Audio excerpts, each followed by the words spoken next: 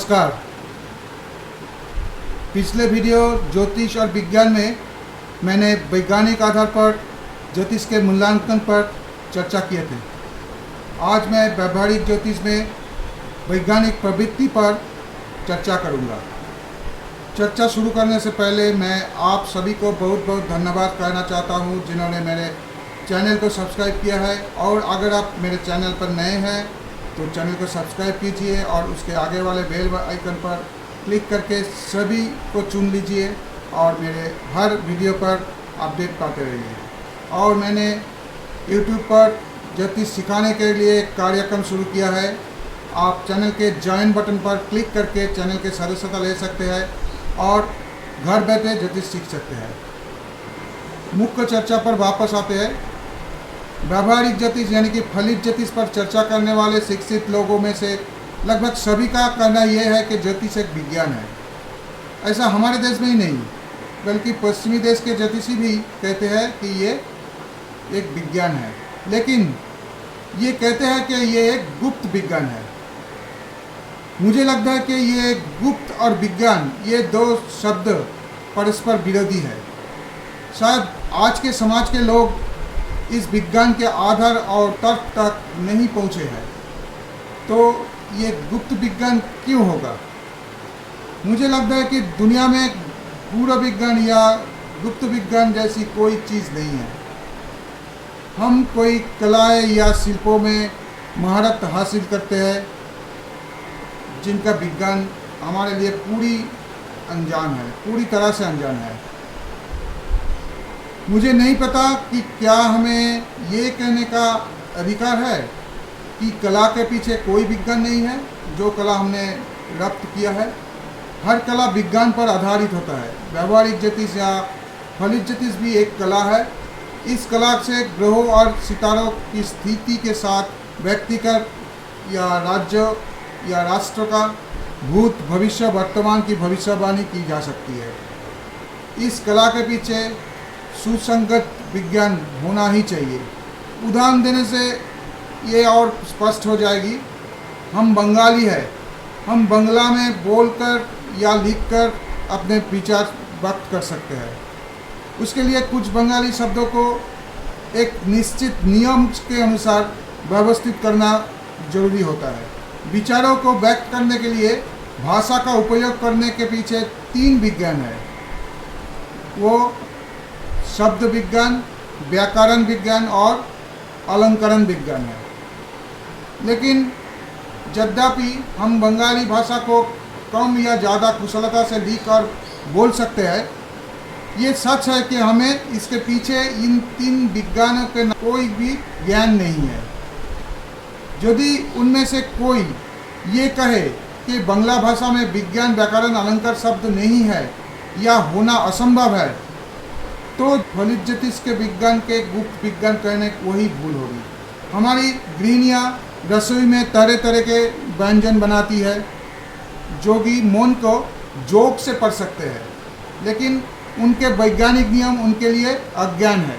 कहने का तात्पर्य यह है कि इनमें से कोई भी गुप्त विज्ञान नहीं है, सभी प्राकृतिक नियम का परिणाम है।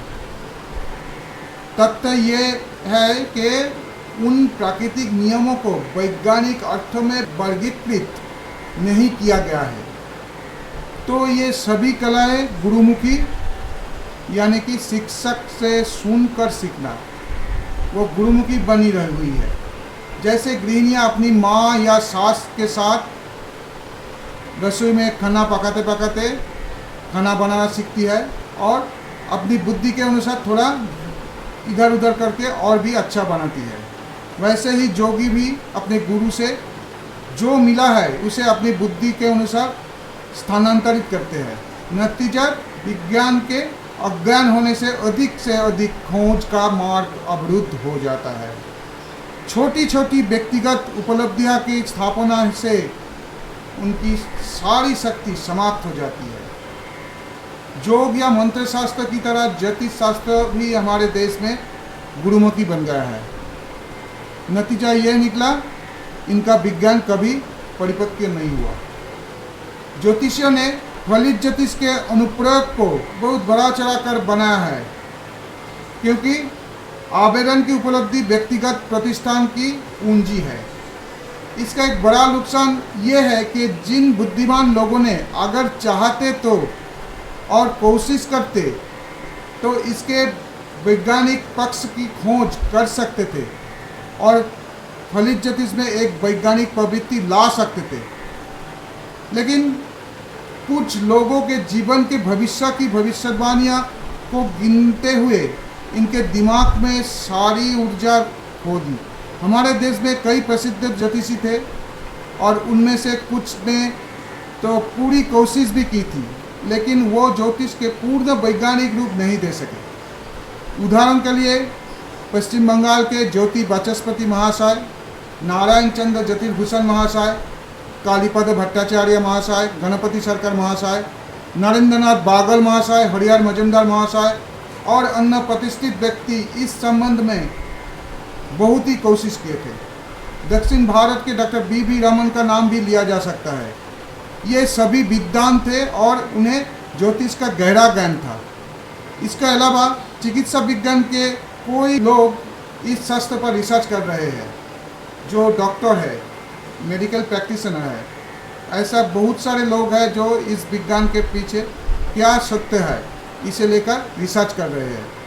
Doctor KS. चरक जो MS है, यानी कि मास्टर ऑफ सर्जरी, और उनके पास और भी फॉरेन डिग्री है। उन्होंने अपने किताब में, वो किताब का नाम है एसेंशियल ऑफ मेडिकल एस्ट्रोलॉजी। इस किताब में उन्होंने ग्रह के साथ मानव शरीर और मानव का शरीर का जो पार्ट्स है, अंगों है, उसके साथ ग्रह के संबंध को लेकर बीमारी कैसे होता है बहुत खूबसूरती से समझाया है।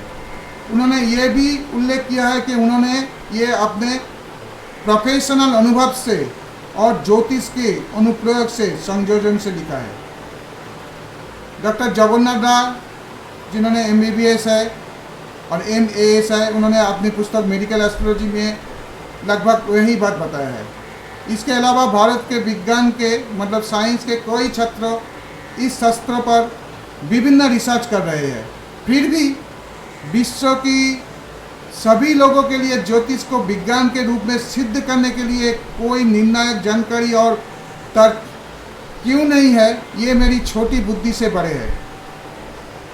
विज्ञान का वास्तविक कार्यकारण द्वारा वर्गीकरण और सामान्यकरण है। ऐसा करने के लिए विज्ञान को सभी पहलुओं को स्पष्ट भाषा में इंगित करने की आवश्यकता है। किसी शब्द का एक से अधिक अर्थ में प्रयोग जहाँ कहीं भी स्वीकार किया जाता है, विज्ञान में स्वीकार नहीं किया जाता है। यदि फलित ज्योतिष के विज्ञान द्वारा आकार देना है तो ये पहली बात है कि सबसे पहले प्रत्येक तकनीकी शब्द का वास्तविक अर्थ जानना चाहिए। फलित ज्योतिष में ज्योतिषीय भविष्यवाणी राशि चक्र, घरों, ग्रहों और नक्षत्र के और उनके बीच के संबंध पर आधारित होता है। राशियों और घरों का सार क्या है, इस पर अभी भी विवाद चल रहा है। किसी ने तर्क नहीं दिया और नहीं समझाने की कोशिश की कि कौन सा सही है। उन्होंने जिस राय का पालन किया है उसके आधार पर उन्होंने निर्णय का सूत्र लिख दिया है। भारतीय ज्योतिष में जिसे मेष राशि कहा जाता है, पश्चिमी ज्योतिष में इसका अधिकांश भाग वृष राशि में शामिल है। इनमें से कौन सा सही है, पहले ये तय करना बहुत ही जरूरी है। फिर दूसरी बात, राशियाँ फलित ज्योतिष का आधार है। राशियों के साथ ग्रहों और घरों के स्थिति का उल्लेख करना चाहिए। वैज्ञानिक रूप से हम ये नहीं कह सकते कि भारतीय ज्योतिष के अनुसार ये ग्रह मेष राशि में है और पश्चिमी ज्योतिष के अनुसार ये ग्रह वृष राशि में है, या भारतीय ज्योतिष के अनुसार लग्न सिंह है और पश्चिमी ज्योतिष के अनुसार लग्न कन्या है। हमारे देश में कई ज्योतिषी ये भी कहते हैं, जब मैं भारतीय पद्धति के अनुसार न्याय करूँगा यानी कि विचार करूँगा तो मैं भारतीय शास्त्रों के में लिखा जो संकेत है उसके अनुसार न्याय करूँगा, और जब पश्चिमी पद्धति के अनुसार न्याय करूँगा यानी कि विचार करूँगा तो मैं उस संकेतों को स्वीकार करूँगा जो पश्चिमी शास्त्रों में लिखा है। उनका अनुसार जो भी व्यवस्था का पालन होगा उसका परिणाम एक ही होगा, समान होगा। ये कैसे संभव हो सकता है, ये मेरी छोटी सी बुद्धि के लिए समझ से बाहर है। यदि मेष विषय का एक ही परिणाम है, सिंह लग्न और कन्या लग्न का कोई अंतर नहीं है, तब ये सभी प्रतिभाशाली ज्योतिषी बता सकते हैं कि निर्णय कैसा होगा। जिस तरह राशियों को लेकर मतभेद होता है, उसी तरह घरों और ग्रहों को लेकर भी असहमति होता है। इसके अलावा राशियाँ, घर और ग्रह ये अज्ञान है कि उनके रिश्ते के बारे में कितनी राय है। यदि फलित ज्योतिष को वैज्ञानिक रूप देना ही है तो इन आदिम चीज़ों की परिभाषा स्पष्ट रूप से बनाई जानी चाहिए, और जो भी कारण से परिभाषा इंगित की जा रही है, किस तर्क के आधार पर स्पष्ट रूप से वो कहा जाना चाहिए। ज्योतिष की 3 श्रेणियां हैं। पहला गणितीय पक्ष, दूसरा बलों की गणना, तीसरी है भविष्यवाणी। गणितीय पक्ष ये इंगित करता है कि कौन से ग्रह या घर किस राशि में है। तो सबसे पहले हम राशियाँ, घरों और ग्रहों के वास्तविक और निर्विवाद परिभाषा को इंगित करने की आवश्यकता है, ये समझता हूँ। सायन राशि सही है या नीरायण राशि सही है? यदि नीरायण राशि सही है तो नीरायण राशि सही क्यों है और सायन राशि क्यों सही नहीं है, इसका उचित कारण बनाना या बताना आवश्यक है। इसी तरह घरों की गणना करने की अलग अलग विधियां हैं। इनमें से कौन सी विधि सही है और क्यों है? घरों की गणना मतलब हाउस डिवीजन। हाउस डिवीजन का भी बहुत सारे विधियां हैं। कोई कहता है ये विधियाँ ठीक है, कोई कहता है प्रेसिडियस सिस्टम ठीक है, कोई कहता है सेमियाक सिस्टम ठीक है। तो क्यों ठीक है ये स्पष्ट रूप से बताना चाहिए। कौन सा ठीक है तैयार होनी चाहिए और क्यों ठीक है तैयार होनी चाहिए। फिर घरों का सार भी निर्धारित करने का जरूरत है। क्या ये सिर्फ डॉट्स है, एक बिंदु है, या राशि जैसा विशाल है? तब ग्रहों की बात को समझाने की जरूरत है। पश्चिमी ज्योतिषी आमतौर पर राहु और केतु को ग्रह नहीं मानते हैं, लेकिन यूरेनस और नेपच्यून को ग्रह मानते हैं। दूसरी ओर अधिकांश भारतीय ज्योतिषी यूरेनस नेपच्यून को ग्रह नहीं मानते, बल्कि राहु और केतु को ग्रह मानते हैं। ज्योतिष को वैज्ञानिक आधार पर स्थापित करने के लिए सबसे पहले इन बुनियादी बातों की सारी उलझानों को दूर करना बहुत ही जरूरी है। हालांकि ये बात हम लोगों की अच्छी तरह से समझ में नहीं आती, लेकिन मुझे इस तथ्य की बात इसलिए करना चाहिए कि मैं ज्योतिष की शुरुआत तक पहुंचना चाहता हूं, यानी इसका गणितीय आधार क्या है, इसका सटीक या वैज्ञानिक विचार प्राप्त करना चाहता हूं। इस बारे में किसी को भी स्पष्ट जानकारी नहीं है। हर कोई किताबों पर निर्भर है। वो जो पुस्तक के अनुसार न्याय करता है वो आंखें बंद करके उस पुस्तक को फॉलो करता है, पुस्तक के निर्देशों का पालन करता है। मैं पंचांग का निम्न गुणवत्ता, यानी कि इधर उधर कोई गलत पंचांग दिया, डेट ऑफ बर्थ गलत दिया या टाइम गलत दिया, ये बात ज्योतिष से सॉफ्टवेयर यूज़ कर रहा है इसका गलती, ये सब के बारे में बात नहीं कर रहा हूँ। मुझे लगता है कि गणना पंचांग या अच्छी गुणवत्ता वाले सॉफ्टवेयर से सटीक है, और मैं वर्तमान में जो चल रहा है ऐसे अशिक्षित या कम पढ़े लिखे ज्योतिषीय या तांत्रिकों या तांत्रिक ज्योतिषिया, इन लोगों को भी शामिल नहीं कर रहा हूँ, जिन्होंने ज्योतिष के बारे में थोड़ा बहुत जानकर विज्ञापनों पर बहुत पैसा खर्च करके लोगों को ठगने का धंधा खोला है।